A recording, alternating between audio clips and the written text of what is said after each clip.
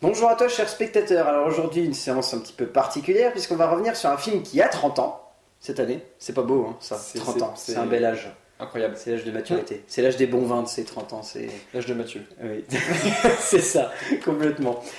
Donc, Mort sur le grill ou Crime Wave dans sa version originale, réalisé par Sam Raimi et écrit par les frères Cohen et Sam Raimi. Exactement. Ce qui vaut quand même le coup, en ce jour de démarrage du Festival de Cannes. Exactement, dommage, on n'a pas pu y aller parce qu'on devait tourner cette vidéo en fait. On devait avoir les frères Cohen dans la vidéo et en fait, au dernier moment, voilà, on n'a pas eu nos accrèdes et ils nous ont dit It's not possible, at the opening with Lambert Wilson. Mais ils pensent fort à nous, donc du coup, voilà. Donc, résultat, on pense très fort à eux et on va parler de ça. Donc, qu'est-ce que ça raconte l'histoire? C'est Vic qui s'apprête à se faire électrocuter sur la chaise électrique et qui va essayer de se défendre en racontant que ce n'est pas lui le responsable du crime dont on l'accuse. Voilà. C'est ça, en fait. La phrase de « Je suis innocent ». Ouais, c'est ça. Et on suit donc l'histoire de Vic qui est quelqu'un d'assez simplé en fait, c'est un garçon... C'est bad de 10 minutes à perdre. C'est ça, c'est bâti, c'est 10 minutes à perdre. qui se retrouve coincé dans une grosse entourloupe. En fait, il tombe amoureux d'une jeune fille qui est... Nancy, ouais. Qui est fort draguée par Bruce Campbell, qui joue le Rinaldo. Ouais, c'est Rinaldo, ouais, je crois. Voilà, donc Bruce Campbell qui est un des acteurs, qui est l'acteur fétiche de Sam Raimi, parce qu'on voit dans tous ses... Et qui est un sacré beau gosse dans ce film. C'est clair, il a la grosse classe.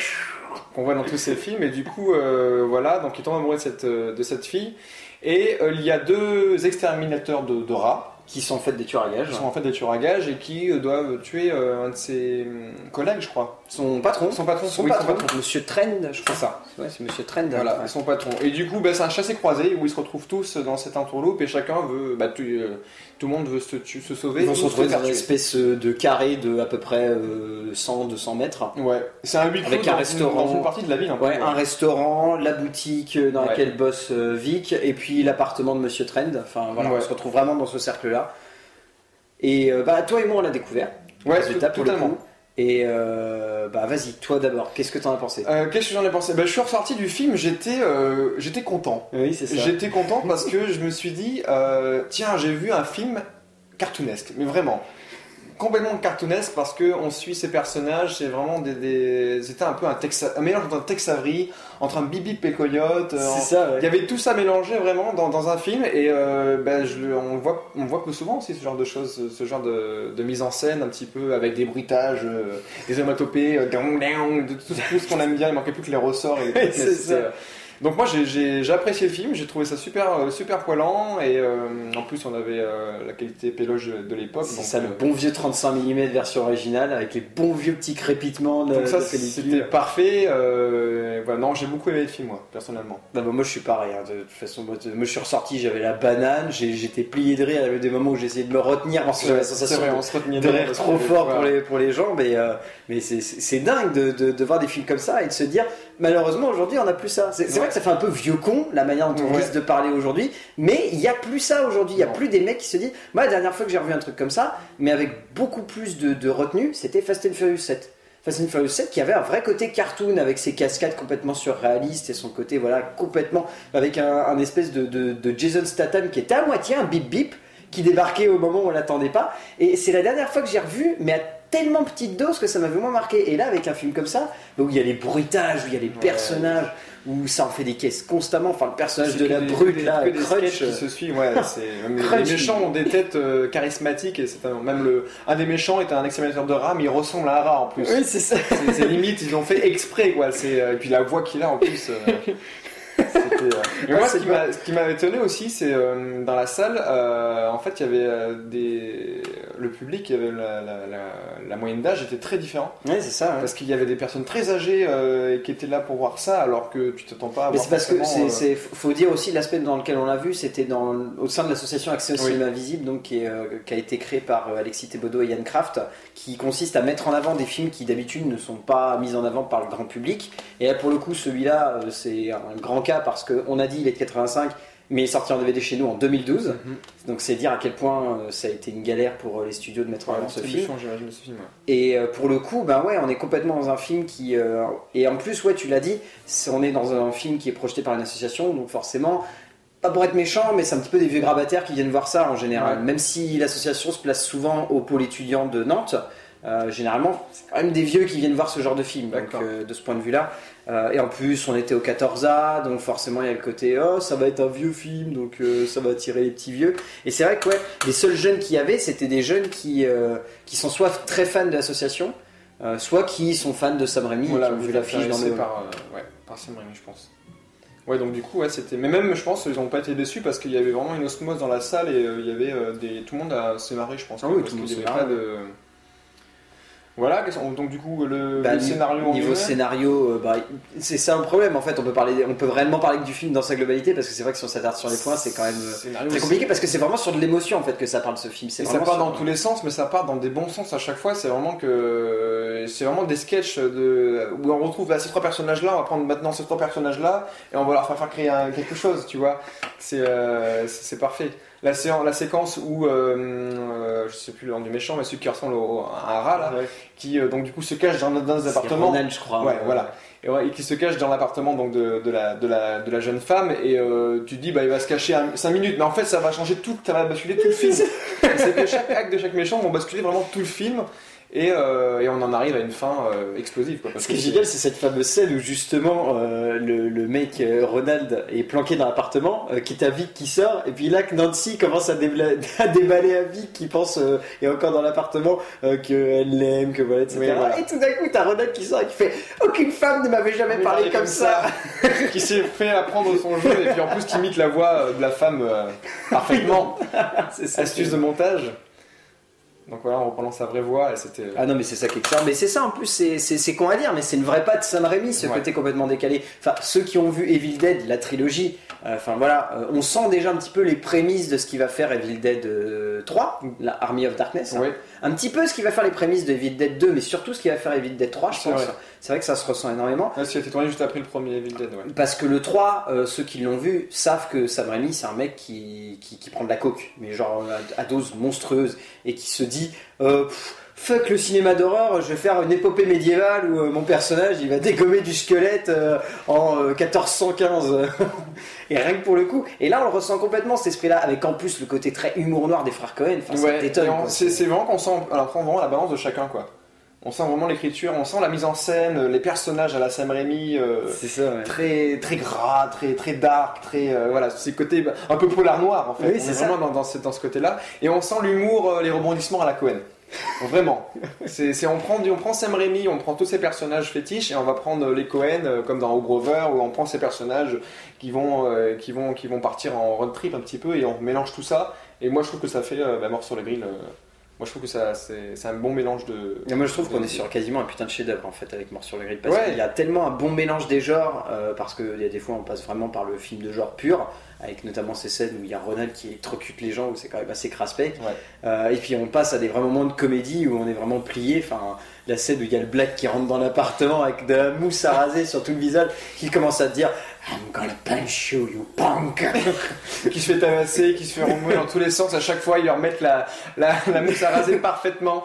C'est énorme. Et qui arrive quand même à sauter d'une fenêtre, à s'en sortir nickel chrome et à se faire écraser. Et ensuite à tirer une banane quand il s'est fait écraser.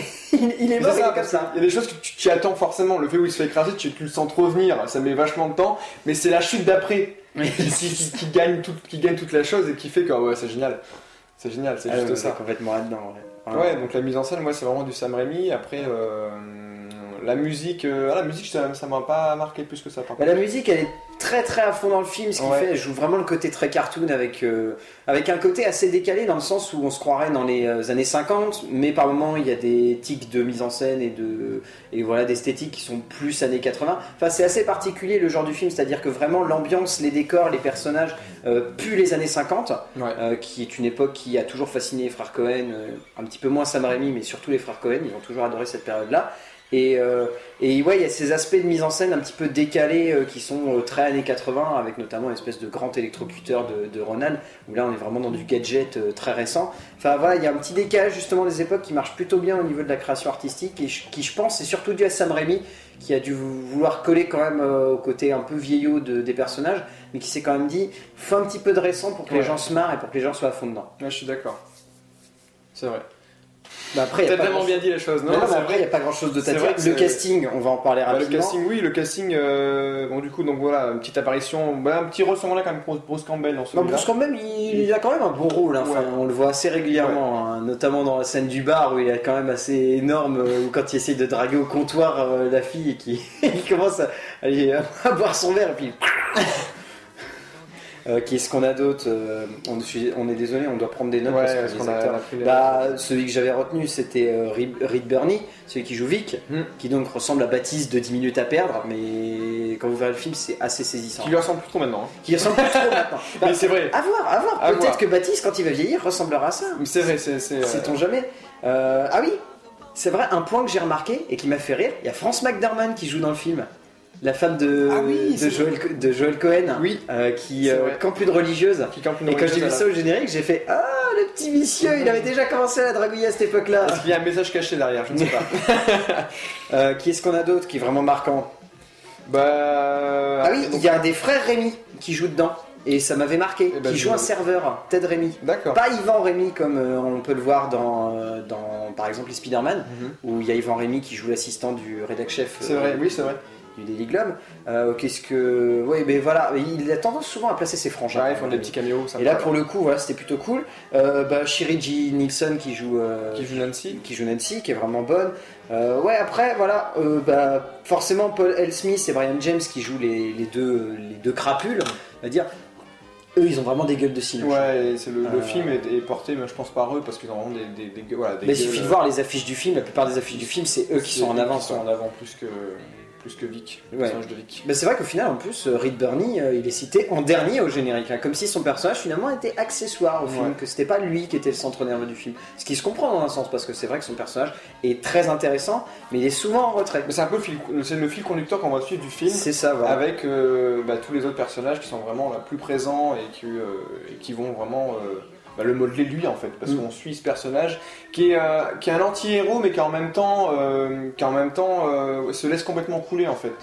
Il se laisse faire, il a vraiment pas trop de directives à part aller chercher de la lessive pour laver la robe de la chère Nancy, mais il a pas trop de directives dans le film, il prend pas trop en avant les choses. Bon si, à la fin forcément monte sur ses grands chevaux et va aller bastonner du redneck. Du redneck, donc voilà, ouais, non, c'est à voir pour ceux qui sont vraiment fans de. C'est comme ça qu'on peut résumer. Mais même pour ceux qui sont fans de cartoons, qui sont fans de films un petit peu décalés, de films de genre. Ouais, c'est vrai.